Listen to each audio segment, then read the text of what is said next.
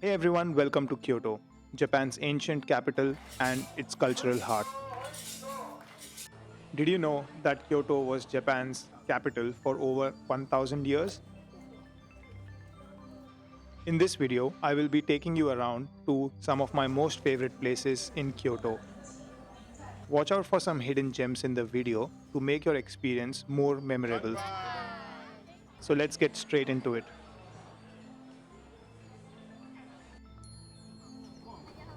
First up, we start with Kiyomizu Dera.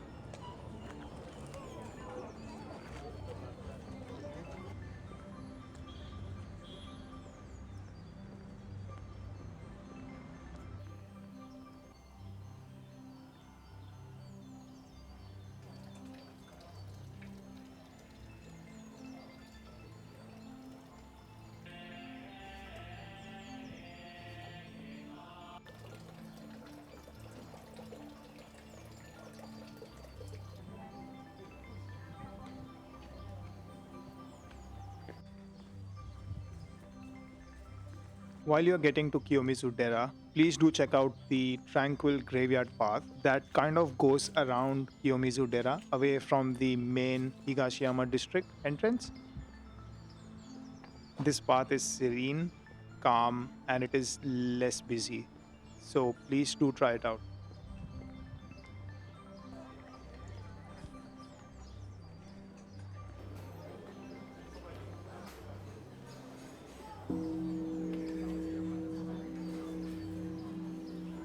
It is known for its famous wooden stage that is supported by 18 massive pillars made out of timber and they rise around 13 meters high. While you are here, please do try out the Konjiki Sui and Enmi Sui. When you visit, you will see three separate streams flowing down. Visitors use ladles to catch water, and each stream has a special meaning. You can pray for purification of your six senses like sight, hearing, and thought, or make a wish for things like success, health, and love. But there is a catch. Traditions say you should only drink from one stream. So choose carefully, make a wish, and let the water do its magic.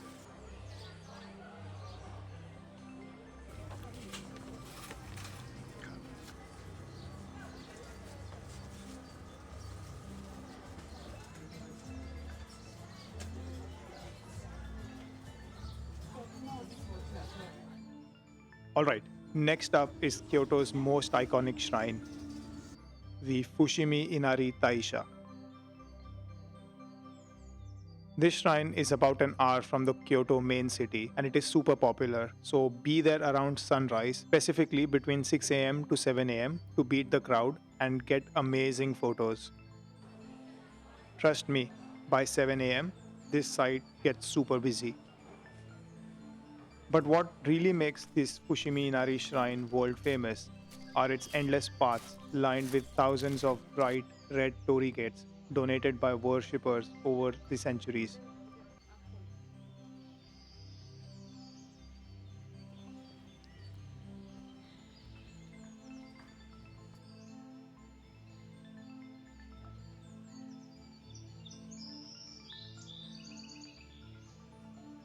If you see a lot of fox statues spread across the shrine, note that foxes are believed to be Inari messengers, often carrying keys or scrolls in their mouth.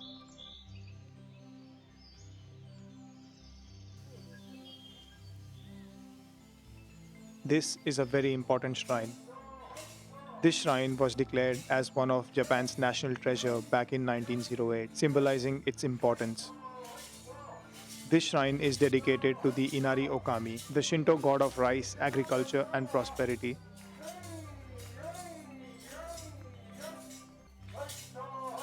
While you are here, please do try the Inari sushi.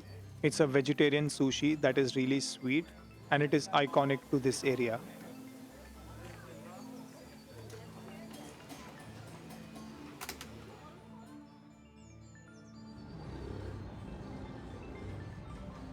The next stop is the iconic Nishiki Market, also known as Kyoto's Kitchen.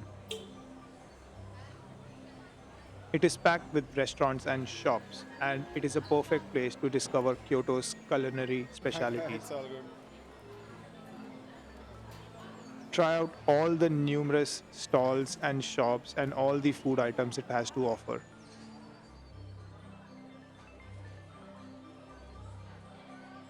It's a seafood lover's paradise, and most shops offer free samples for tasting, and they are incredibly delicious.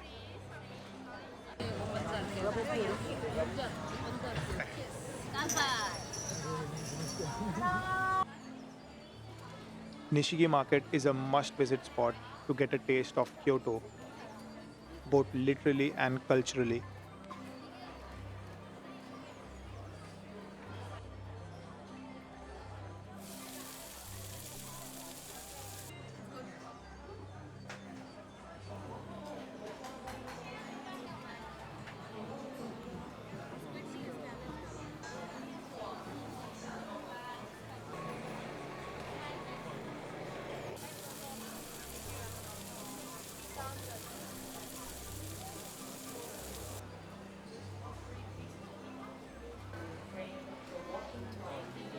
हाँ बोल.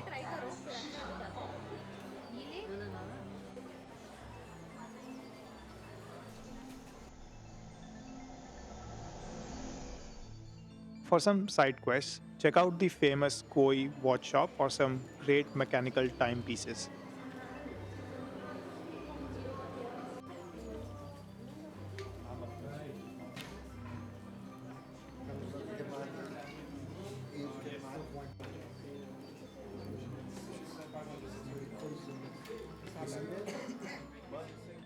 Alright, the next stop is an iconic stationery shop called as Kokyudo.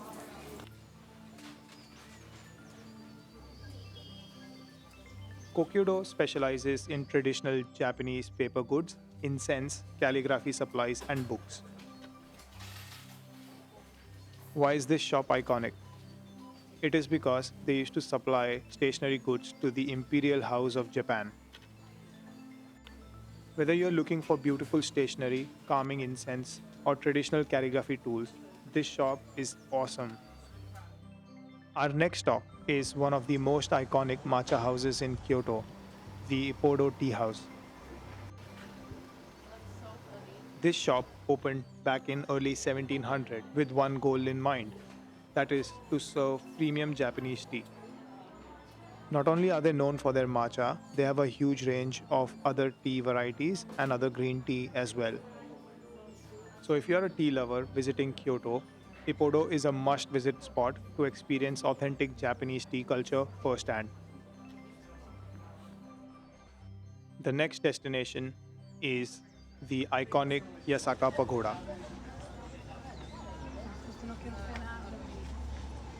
This structure was originally built in 586 AD and stands 46 meters tall.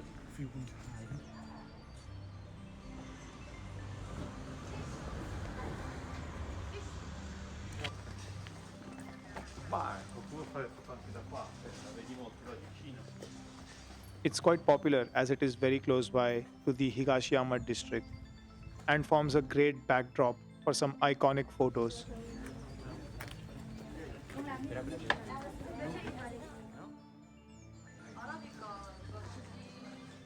Close by to the Yasaka Pagoda is the Higashiyama district, also known as Gion when we do a Google search. It is really close to Kiyomizu Dera temple, but I suggest that you do it at a different time. If you want great photos and don't want a lot of people in your background, please do visit this area between 7 a.m. and 9 a.m. in the morning.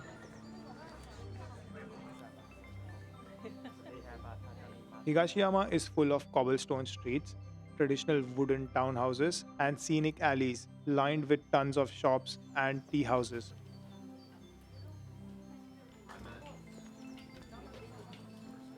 Walking here really feels like stepping back in time to an old imperial Kyoto.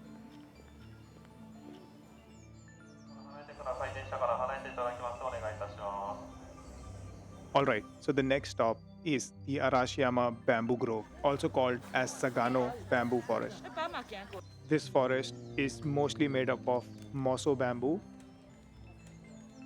Back in the day, it was actually a location of retreat for nobles, a place to escape the city and enjoy peace and nature. If you ask me, the real beauty of this forest is when it's less busy, which is mostly during the early morning time. Should you reach here after 9 a.m., this place gets really busy due to its recent popularity on social media.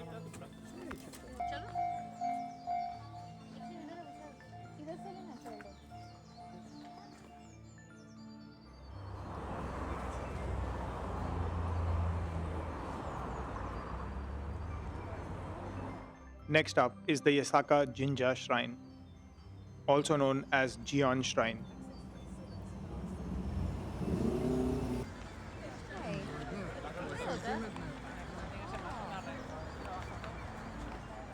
Try visiting this shrine at night. The hundreds of lanterns that light up this shrine are truly a magic to behold. This shrine is dedicated to deity Susanoo no Mikito, his wife Kushina Dahime no Mikito, and their 8 children. Each lantern here is sponsored by a local business, which is great.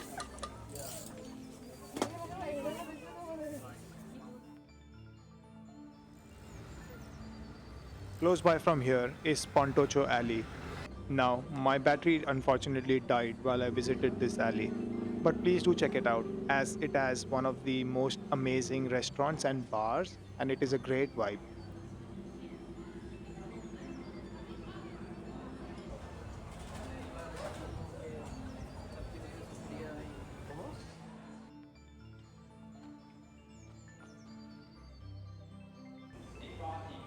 Alright, that brings our journey in Kyoto to an end. I know I have missed out on places like the Nijo Castle and Kinkakuji, and both of these spots are absolutely fantastic. But we just had 2 days in Kyoto, and I would love to come back.